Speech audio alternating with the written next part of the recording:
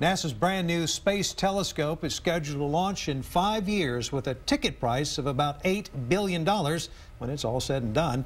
And you can get an up-close look of what this ultimate space stargazer will look like at South by Southwest here in Austin. KXAN's Ignacio Garcia has this story all new at 6.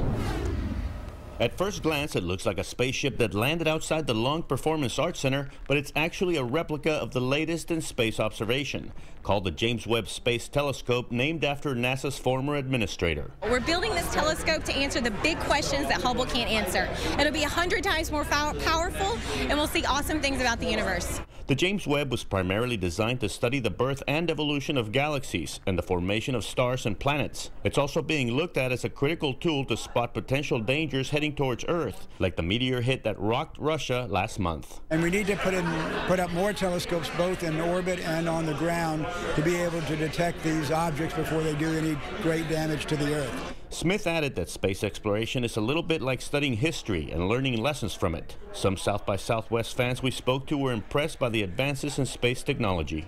I am astounded. I mean, it's been a real eye-opener. Why so?